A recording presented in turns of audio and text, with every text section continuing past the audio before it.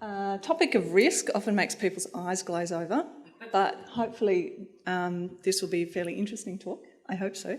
And what I'm hoping to do today is make you think about how you assess risk and the decisions that you make around risk and how those decisions impact on the clients that you're working with. So when we think about risk and people over the age of 65, a few things come to mind.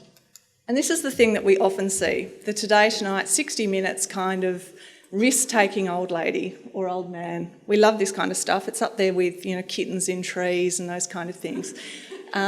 It kind of annoys me a little because it's kind of like, oh, isn't this cute? The little old person who's willing to do something sort of crazy.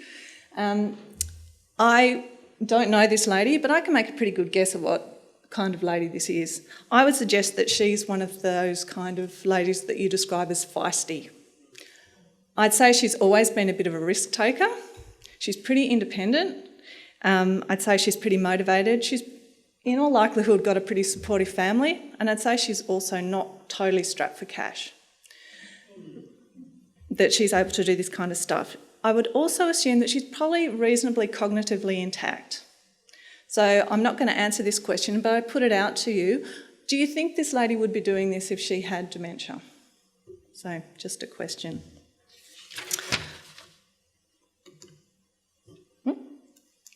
What about this group of old people?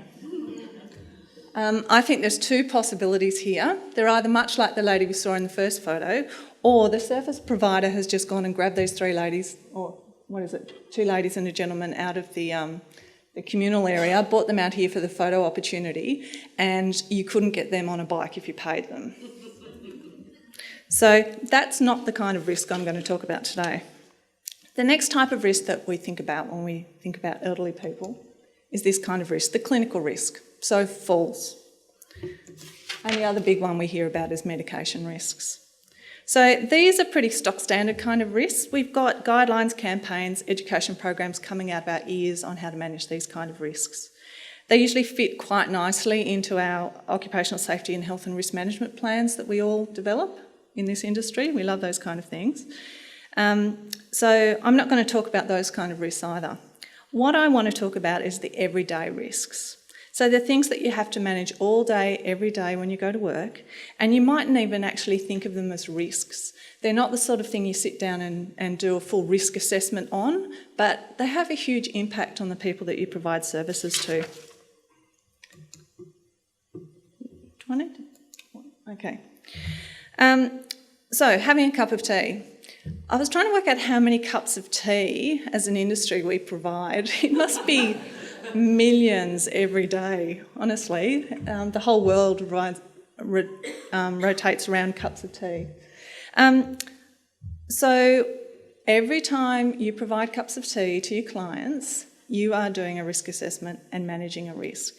So what are the kind of risks that are happening in this photo? Does anyone want to participate, or will I just tell you? Anyone want to yell out a risk that they can see here?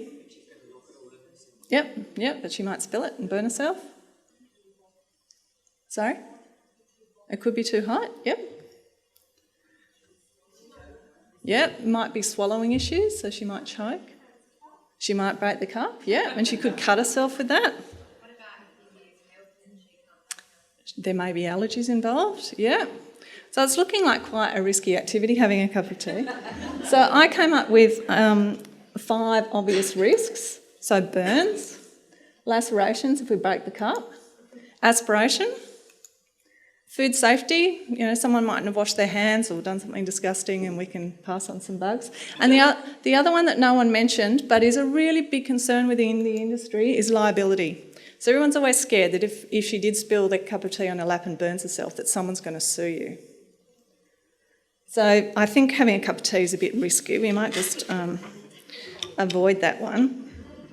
But if we were going to have a cup of tea, what are the kind of things that we do to manage these risks? And I'll just suggest a few that I could think of easily. We use unbreakable plastic beakers, one of my pet hates, or a very solid mug so that it's not going to break. We make sure the tea is not too hot. We might need to put some thickened fluids, thicken it up a bit. if we've got swallowing issues. And I was very disturbed to read on the label of one of the thickeners that's commonly used that for milk-based drinks, which I assume a milky cup of tea would be, they suggest that you leave it for 15 to 20 minutes to thicken before you drink it. So, yeah, it makes it all the more attractive, doesn't it? We would never let anyone make their own cup of tea because, all that hot water and stuff. And that the mug must remain on the table in between sips. Okay, we can't hold it. Okay, so we'll leave cup of tea behind and we'll move on to a garden. How dangerous can that be? Anyone think of any risks in the garden? Sorry, poison? Was someone say poison? Yeah. Yeah, insect bites, sunburn, allergies, falls, big one. Yep, skin tears, lacerations. Yep, I came up with a host, you've covered most of them. So trip hazards, sunburn, falls, lacerations, poisoning, they might run away. Infection control, dirt, it's very dirty. We can't supervise, we may have a garden where you can't actually see what people are doing, and liability is another one. So the classic way that we deal with risks around gardens is to keep the door locked so no one can actually go into the garden. Or we only let people out there when someone's with them. We make sure we put the right plants in the garden. We don't let people out if it's too sunny or it's too hot. And maybe we should just remove the garden and pave it. Oh, heat stroke, got that one. Okay. We could have a drink. Okay, but that's a bit risky because we've got issues around choice, capacity, might bring on behaviours, and liability is another big one. Maybe we should just go for a walk. No, probably not. Assault, and that can go two ways. Someone might assault the old person and they may assault someone else. He's got a stick. Absconding's an issue, might get hit by a car, and sunburn. So you can see that we're dealing with a lot of risks. And I know it sounds a bit silly when you put them all up like that, but these are things that you're making decisions about all day, every day. And I have the privilege of, because of my work doing research, I get to go into a lot of aged care facilities and also into community service providers as well. So I see all this stuff happening all the time. So please, we're not going to spend a lot of time on this, so don't get too distressed. But I want to just take a moment to think about what you're actually doing. So the old hierarchy of controls, and I'm sure most people in this room have done some sort of risk management course at some point in their life. So when we think about how we control a risk, there's this hierarchy. And I think I've got a pointer here. So up the top is the risk management strategies that are seen as being the most effective, and down the bottom is the least effective. So when we talk about elimination, what we're doing is we actually get rid of the hazard. So that may be something like, if we've identified smoking as a hazard, we just won't allow people to smoke. We've got rid of the hazard totally. That's seen as the most effective because that hazard no longer exists. Substitution is the next one. If someone's smoking, you might put them on patches. You may introduce another hazard, but that's the way we manage it. And with the cup of tea, if hot tea is too dangerous, we might give a warm cup of tea. So we've substituted. Engineering controls, isolating people from the hazard, that's something that we do really well in aged care. And locking doors is a really classic version of that. So the hazard's still there, we haven't done anything about it, but we just won't let people near it. Administrative controls is policies and procedures and standard ways of doing things. And then PPE is we haven't done anything to the hazard, but we're trying to protect people from it. And a classic one for that is smoking aprons. I don't know if anyone's familiar with those, but in those facilities where people are still able to smoke, they give them these lovely big grey aprons that they put on them that are, fireproof. So if you drop something on yourself, you're not going to set yourself on fire. So when we think about implementing these kind of controls, we are sometimes subconsciously choosing to deal with the ones that we consider the most dangerous. And we identify these, again, usually in our heads,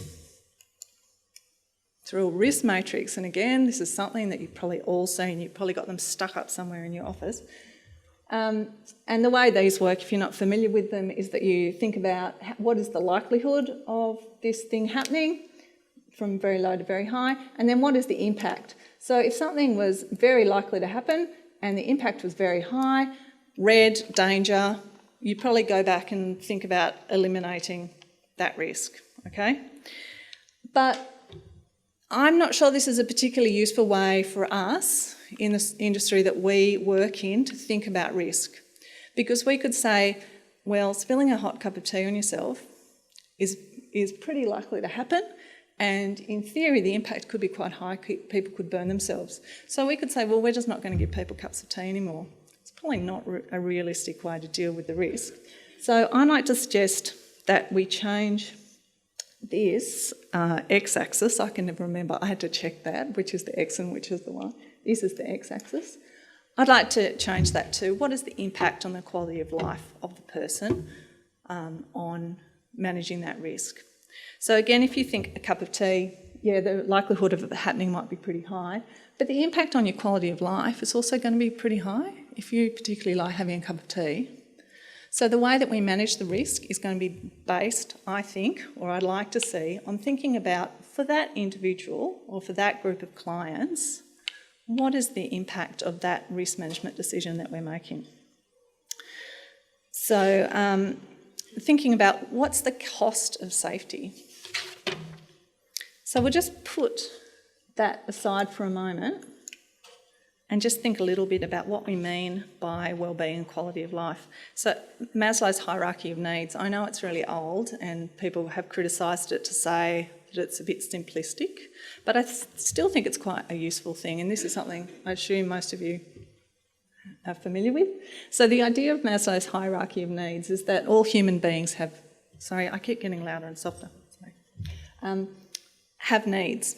And our basic needs are the ones that are down the bottom. So they're the physiological needs. And as you have those needs met, you move up the pyramid.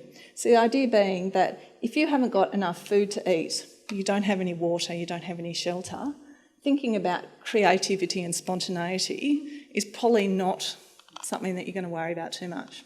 So this idea is that we need to meet the needs up the pyramid till we can get up to this stuff. And as I said, it is a bit simplistic.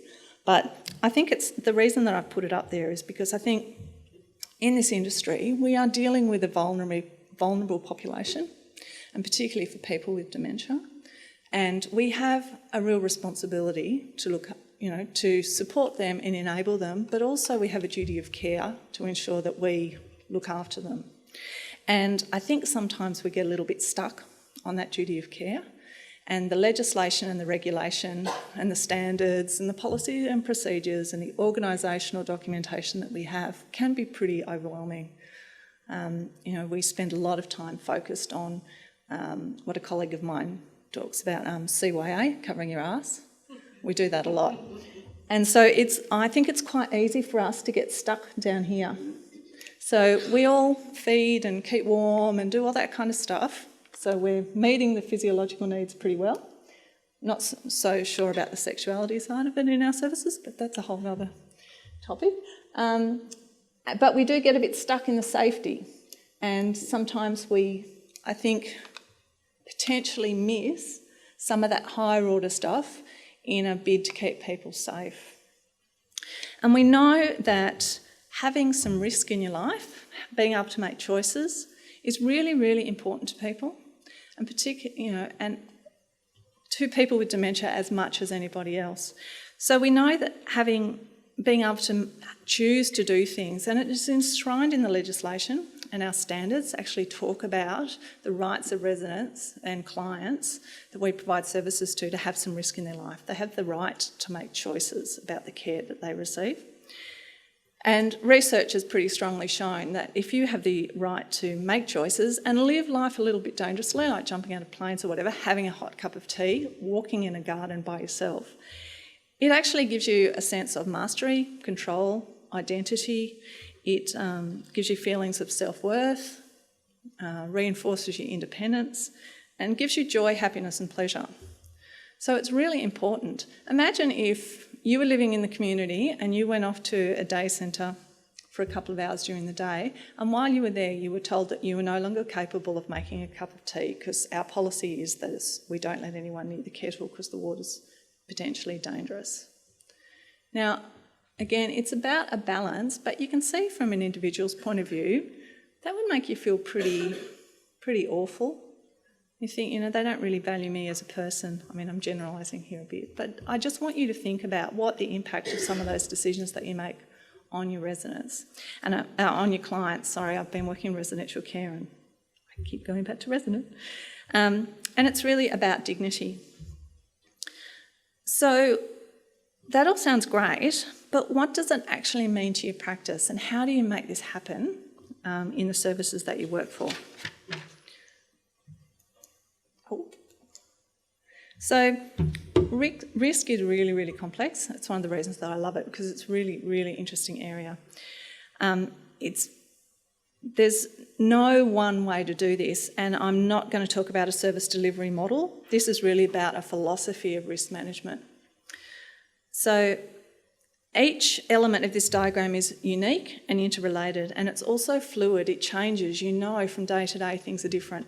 So all these elements need to be considered when you're thinking about risk. So everybody thinks about the client, but we know that clients change from day to day. The interaction between clients can change what's happening. You change as well. The organisation will have policies and procedures and certain things happening within it. Regulation and legislation changes, and family, friends and community will also have an impact on the risk decisions that you make. It's also very much about the individual, and we're talking, and Jason has been talking about person-centred care, and that's the purpose of today, really talking about the me and dementia. Everyone is different, and this will make your eyes close over a bit, but just the point of this slide is to make you think about the fact that everybody has their own, what they call risk profile. So people manage risk in different ways, and everybody thinks about risk differently. So the old lady jumping out of the plane, I would imagine she's got a pretty high risk profile. She's probably been a risk taker all her life. It's pretty unlikely that she decided to jump out of a plane at the age of 80-something, never having been a risk taker. I'm not a risk taker. I have never wanted to jump out of a plane, and I'm never going to jump out of a plane. And there's lots of things that impact on your ability to take risk, and the reason I want you to think about it is because how you feel about risk is going to impact on the way that you consider risk for others. So your will and determination is obviously important, but there's also physical factors. As we get older, we do generally get a bit frailer and may not be as willing to take risks. You don't feel as indestructible as you did when you were 18, when you're 50. Whether you've got the money to do things, your knowledge, all those kind of things, you can read them. Your emotional factors, so relationships with other people, whether you've got people to support you to do those kind of things. And whether you have the opportunity to take risk. And I think that's one of the things that we also need to consider in this industry, is that we don't always allow people to make the decision to take risk. We make those decisions for them. So it's very complex. So if you think back to that previous slide, every single person that's in one of those circles has their own risk profile. And I just want you to consider that. If you're really risk averse, does that impact on maybe some of the decisions that you make within your service and for your clients? And I'm not asking that you change that. I just want you to have that in your mind. Think about whose risk you're managing, because it might be yours rather than the client's, and what is the impact of those decisions. Context is also really, really important. As I said, these things are fluid. If there's just been a big thing in the media about something that's happened in the industry, that will affect the way you think about things and the decisions that you make. I interviewed a lady who had worked in a facility where someone smoking had actually managed to set fire to themselves and received horrible burns and was transferred to hospital and unfortunately died. It was a tragic situation, and obviously anyone would be traumatised by being involved in that. However, she recognised that that had so clouded her ability to make reasonable decisions about residents into the future, because she was so fearful that something like that would happen again. So, just try and occasionally review, your own, what you're bringing to the table as well. When we see something on Today Tonight about something that's happened somewhere, an old person being lost somewhere in the bush and dying, that may impact on the decisions that you make about your clients. So just be aware of that. Sometimes you need to challenge the facts and actually think. In some interviews I've done, people often bring up the litigation issue. They're always very fearful of being sued, and time again I've had people say to me, the family are all very good when things are going well, but the moment something goes wrong, they'll be bringing in the lawyers. And I often ask them, has that been your experience? Oh, no. Do you know anyone that that's happened to? Oh, no, but you just can't take that risk. So there is a real perception that litigation is a huge issue, and to be honest, it really isn't. There's not a lot of cases where that has happened, and the main thing, particularly around risk, is communicate. Discuss this with your clients and their families. If you do want to look at doing something that may be a little bit risky, and document. And I don't have to tell you this, but this is the CYA cover your arse stuff. Okay. So Christine Bryden, I'm sure a lot of you are familiar with Christine Bryden, who's a woman living with dementia who's amazingly eloquent, has written a number of books, and I heard her interviewed on the radio a few weeks ago, and one of the things she said that really resonated with me was, don't focus on what I can do, but rather on who I am. And that was a little bit different, because often we talk about, looking and assessing and working out what people can do and then supporting them to do that. But this was a kind of interesting take for me that I felt really fitted in well with the whole person-centred care concept. It's really about who you are, not necessarily what you can do, because often people with dementia have less ability to do, but they still are who they are. So trying to focus on that. So if I can just flick back. I don't know how to do this more elegantly. Oh dear, this may take a minute.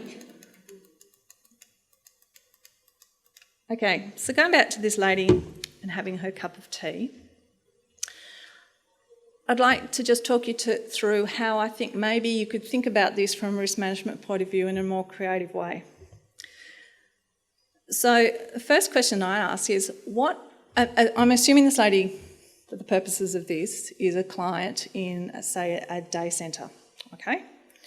So the first question I'd ask is, what is the purpose of this cup of tea? And it's all sounding a little bit, philosophical and zen, but why are we having a cup of tea?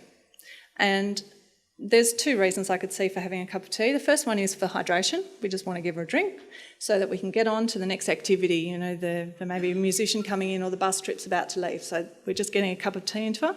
So really how we do that is probably not, that important. But if the purpose of this cup of tea is actually as a meaningful activity, I would suggest that you're going to approach that differently. So are we doing this as a social activity, or is this a one-on-one interaction? Has she got family here? So really thinking about what this cup of tea, just going over this last night, I thought this sounds really silly, talking about a cup of tea like this, but just as an example. So this is about person-centred care. So who is this woman? What does a cup of tea mean to her? So for me, one of my rituals is I get up way earlier than the rest of my family, and I've got a winter spot and a summer spot, and I make myself a cup of tea. I like it really hot, and I've got a fairly big but fine bone china mug, and I sit myself in that spot with either a book, I listen to the radio, or listen to some music for usually half an hour to an hour in the morning before my day starts. And for me, and look out the window and look at the birds and whatever, for me that's a really, really important part of my day. And I would really hope that in the future, if I ended up requiring care, that someone could honour that ritual of mine and help me do that, because for me, that makes my life worth living. It's not the only thing, but it's one of the things. For other people, a cup of tea is not, may not be that important. And for me, a cup of tea is not a social activity. It's something that I like to do by myself. So similarly with this lady, hopefully you get some idea of how a cup of tea fitted into who she is and how she likes to enjoy that. And then from that point, you can then make a decision about how you're going to manage that. So functional capacity, whether or not she can hold a cup, whether she's capable of making her own cup of tea, all those kind of things can then be considered as part of your risk management. Is she capable of making cups of tea for other people? If she can't make a cup of tea, is there someone there that would make a cup of tea for her? Thinking about the environment, is there somewhere that she can put her cup of tea? Use of other senses. If she's not able to, she may be blind, maybe the sound of the pouring water and the spoon in the cup is all part of the experience for her. A certain teapot. If thickened fluids are required, how do we do that? Not wait 20 minutes till the thickened fluids work and you've then got a cold cup of tea. So think about, what's the best way that we can enable her to enjoy a cup of tea if it needs to be thickened. Maybe a cold cup of tea is not what we want and she might want a glass of cordial instead. So it's a very convoluted discussion about a cup of tea, but I just want you to think about how we manage what is a real risk, and it's a risk that we all manage every day. I'm sure you've all had discussions and thoughts about how you provide cups of tea to your residents safely, but how you could do that in a way that met the needs of that particular resident, and we then manage the risk. And I would also suggest that throughout that process we're documenting, maybe not so much for a cup of tea, but for other things, such as going out into the garden by yourself, that we would be communicating that with family and documenting it. The garden one is a really interesting one. Again, it's very much about the individual and whether a garden is important to them, but I have seen so much money wasted on dementia-specific gardens that are constantly locked. So I would just ask you, if you think a dementia-specific garden's a great idea and you raise money for it, spend it on something else if you can't work out how to manage the risk. Because it's really just a waste of money if you have a beautiful garden that everyone looks through the window at. So there is ways to manage it, and you create a trip-free environment, you put the right plants in, you have shaded areas that people can sit in, There's lots of guidelines on how to create really nice dementia-specific gardens, but the issue around how people access it and use it is something from a risk management point of view that you really need to consider. And I've been in some organisations where they are very upfront with clients and their families and say to them, we have a garden, we consider it's very important for our residents, our clients to be able to access that garden. We've created it as safely as possible, but there is a chance that your mum may fall over while she's out there. These are the processes we have in place, but if that's a risk you're not willing, to deal with, maybe we're not the service for you. And it is upfront, documented, everybody knows. There's an aged care facility I know where they meet with the family every month. I don't know that all families take up the invitation, but if you're constantly making people aware of what the issues are and the strategies you have in place to manage them, they're very unlikely to turn around and bite you. It's all about, because I'm sure most people would be happy to take the risk.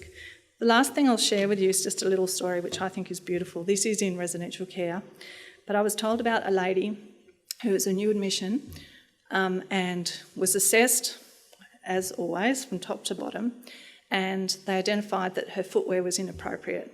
Now, this was a lady who had always been very much into her outfits, was always beautifully dressed. That was one of the defining features of this lady.